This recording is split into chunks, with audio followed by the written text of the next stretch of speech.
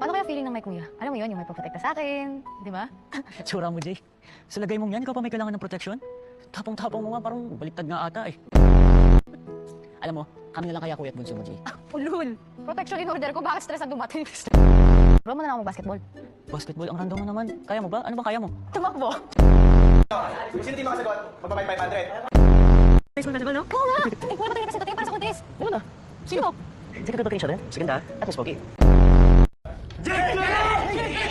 Op! Huwag kayong maingay. Kita niyong may natutulog, oh.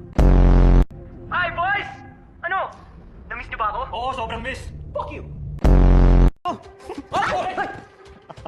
Ano ba? Masyado kayong seryoso. Ikaw din. Sino ka lang? Nadya mo yun, hayop ka! Ang OA mo naman.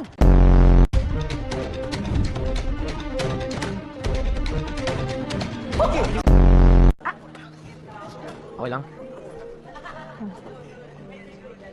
Bakit tamlay mo pa rin? Dahil ba sunog yung pancakes? Ang terping tanong mo na yan, buhat na makalabas ako sa ospital ah.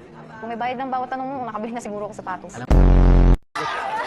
Una, mga kasali sa contest. Pangalawa, mga task na pinapagawa nila sa atin. Lista mo. Sige ako na. Kung sumama ka, hindi ako marunong mag-memories. Memorize na ako.